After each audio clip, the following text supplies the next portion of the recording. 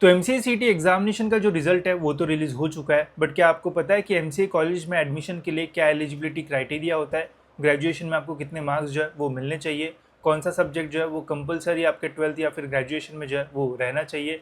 साथ ही में अगर आपका एडमिशन प्रोसेस स्टार्ट होता है एंड आपका ग्रेजुएशन का रिजल्ट नहीं रिलीज़ होता है तो फिर आप क्या करोगे? क्या आप एलिजिबल रहोगे भी या फिर नहीं? एंड और भी बहुत सारी इन्फॉर्मेशन जो कि मैं आपको इस वीडियो में जो है वो शेयर करने वाला हूँ, तो वीडियो पूरा एंड तक जो है वो देखते रहना। साथ ही में अगर आप इस चैनल पर नहीं हो तो गाइज आप सब्सक्राइब कर सकते हो, ताकि आपको एमसीए के एडमिशन प्रोसेस से रिलेटेड सारे जो अपडेट्स है वो टाइम टू टाइम मिलते रहे। तो चलिए देखते हैं कि क्या क्राइटेरिया होता है एक एमसीए कॉलेज में एडमिशन लेने के लिए। साथ ही में आपके कुछ क्वेश्चंस भी होंगे तो उनके भी आंसर्स मैं आपको इसी वीडियो में जो है वो दे दूंगा। तो यहाँ पे गाइज मैंने ऑफिशियल डॉक्यूमेंट का एक जो स्क्रीनशॉट है वो लगाया है, एंड जितने भी वीडियोस मैं बनाता हूँ तो ऑफिशियल डॉक्यूमेंट का रेफरेंस लेके ही आपको जो है वो इन्फो दूंगा, ताकि आपसे भी कोई मिस्टेक ना हो एंड आपको एक राइट इन्फॉर्मेशन जो है वो मिले। तो ये इन्फॉर्मेशन ब्रोशर का एक यहाँ पे मैंने कटआउट जो है वो लगाया है। तो सबसे पहले जो एलिजिबिलिटी क्राइटेरिया होता है वो होता है कि should be a citizen of India, तो आप इंडिया के जो सिटीजन है वो रहना चाहिए। फिर नेक्स्ट है should have passed any graduation degree, BE और बीटेक, बीएससी, बीकॉम और बीए और बी वोकेशनल और बीसीए एक्सेट्रा।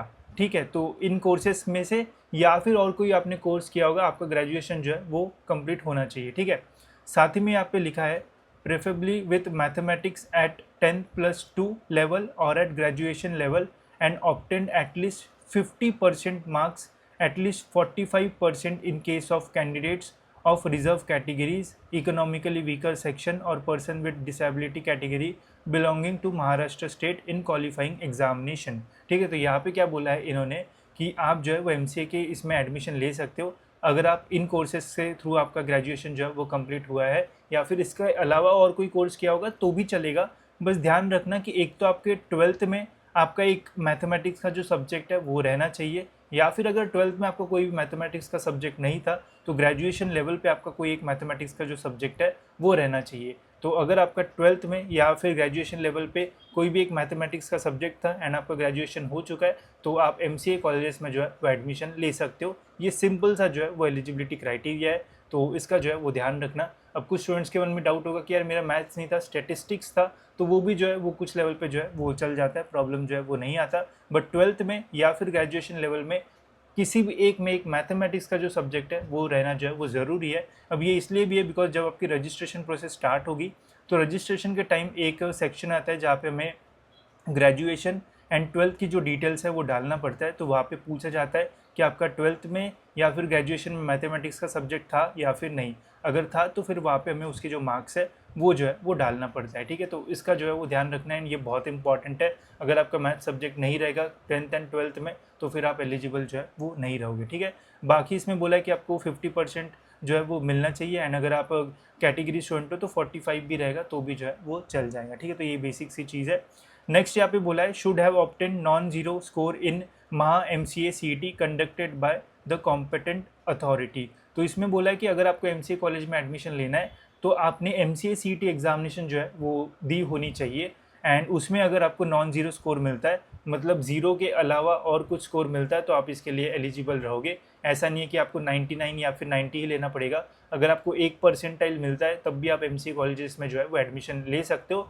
बट ये इंपॉर्टेंट है कि आपने वो एग्जामिनेशन जो है वो दी होनी चाहिए। अगर आप एमसीए सीईटी की एग्जामिनेशन नहीं दोगे तो फिर आप जो है वो एडमिशन लेने के लिए जो है वो एलिजिबल नहीं रहोगे, इसका भी जो है वो ध्यान रखना। ठीक है, तो यह है बेसिक सा एलिजिबिलिटी क्राइटेरिया। अब इसमें काफ़ी सारे स्टूडेंट्स को काफ़ी सारे डाउट्स आएंगे, तो उन डाउट्स के भी आंसर्स मैं आपको जो है वो दे देता हूँ। बट उसके पहले गाइज अगर आपको एमसीए के एडमिशन प्रोसेस में डाउट्स है, कन्फ्यूजन है एंड समझ में नहीं आ रहा कि कैसे पूरा एडमिशन होगा, तो उसके लिए गाइज आप हमारे एमसीए के पर्सनल काउंसलिंग प्रोसेस में जो है वो ज्वाइन हो सकते हो। इसमें गाइज हम आपको एमसीए के एडमिशन प्रोसेस में थ्रू आउट कैप राउंड से लेके तो रजिस्ट्रेशन तक जो है वो गाइड करेंगे एंड आपको बताएंगे कि कैसे पूरी प्रोसेस होगी, साथ ही में कैसे आपको जो है वो सारी जो चीज़ है वो करना पड़ेगा, साथ ही में आपके परसेंटाइल के बेसिस पे कौन सा बेस्ट कॉलेज आपको मिल सकता है, एंड कॉलेज की जो लिस्ट है वो भी हम आपको जो है वो बना के देंगे, जिससे आपके जितने भी प्रॉब्लम्स है वो सारे जो है वो सॉल्व हो जाएंगे। इसके अलावा और भी कॉलेज से रिलेटेड इन्फॉर्मेशन, कैसे आप कॉलेजेस को शॉर्टलिस्ट कर सकते हो, हो। कैप राउंड में आपको कैसे कॉलेजेस के जो नाम है वो डालना है। अगर आपको कैटेगरी में समझ में नहीं आ रहा कि कैसे अप्लाई करना है, गलती से आपने एग्ज़ाम के टाइम कुछ और कैटेगरी डाल दी थी बट अभी आपको एडमिशन के टाइम कुछ चेंज करना है, तो वो आप कैसे कर सकते हो। मैनेजमेंट कोटा क्या होता है, स्पॉट राउंड क्या होता है। साथ ही में यहाँ पे आपके जो लाइव सेशंस है वो भी होंगे, जिससे आप डायरेक्टली मुझे जो क्वेश्चंस है वो पूछ पाओगे। एंड और भी बहुत सारी चीज़ें आपको इस काउंसलिंग में जो है वो मिल जाएंगी, जिससे आपका पूरा जो एडमिशन प्रोसेस है वो एकदम स्मूथ हो जाएगा एंड आपको कोई भी टेंशन लेने की जो ज़रूरत है वो नहीं रहेगी। तो इसके लिंक डिस्क्रिप्शन में, वहाँ से गाइज आप इसमें एनरोल कर सकते हो एंड अपना एडमिशन प्रोसेस एकदम सिंपल जो है वो बना सकते हो। तो चलिए देखते हैं कि अब और कौन से डाउट्स जो है वो आपके मन में जो है वो आ सकते हैं। तो सबसे पहले एंड सबसे important, obtain very less marks in CET eligible और नॉट। तो ऐसे काफ़ी सारे स्टूडेंट्स के उनमें डाउट आते हैं, यार मुझे तो 10 परसेंटाइल ही मिला है तो क्या मैं एलिजिबल रहूँगा या फिर नहीं। तो देखो आप एलिजिबल रहोगे। CET में कोई भी ऐसा मिनिमम स्कोर का जो लिमिट है वो नहीं है कि 50 के ऊपर ही परसेंटाइल आना चाहिए तभी आप एडमिशन ले पाओगे। आप कितने पे भी एडमिशन जो है वो ले सकते हो, बस डिपेंड करेगा कि यार अगर आपको कम परसेंटाइल मिलता है तो नीचे का कॉलेज मिलेगा, अगर अच्छे परसेंटाइल मिलते हैं तो बढ़िया कॉलेज मिलने की जो चांसेस है वो ज़्यादा रहेंगे। नेक्स्ट क्वेश्चन काफ़ी सारे स्टूडेंट्स के मन में आते हैं कि अगर मैं एक फाइनल ईयर स्टूडेंट हूँ तो मैं एलिजिबल हूँ या फिर नहीं। तो देखो यार, अभी अगर आप अपने ग्रेजुएशन के फाइनल ईयर में हो, सपोज 6 सेम में हो या फिर इंजीनियरिंग कर रहे हो एंड 8 सेम में हो, तो देखो आप एलिजिबल भी हो एंड आपका जो रिजल्ट है वो भी जो है वो एडमिशन के पहले पहले जो है वो लगने के मैक्सिमम जो चांसेस है वो रहते हैं। तो ज़्यादा टेंशन जो है वो मत लो। अगर आप अपने फाइनल ईयर के फाइनल सेम में हो तो आप एलिजिबल रहोगे एंड आप MCA कॉलेजेस में जो है वो एडमिशन ले पाओगे। नेक्स्ट है, what if I fail in final same exam. अगर आप फाइनल ईयर में हो, फाइनल सेम में हो एंड फाइनल सेम में ही आप फेल हो जाते हो तो फिर क्या होगा। तो देखो यार, अगर आप फाइनल सेम में ही फेल हो जाते हो एंड अगर आपका कॉलेज ऑटोनॉमस वगैरह होता है एंड आपकी एग्जामिनेशन जल्दी होकर आपका रिजल्ट लग जाता है तो आप MCA कॉलेजेस में एडमिशन ले पाओगे।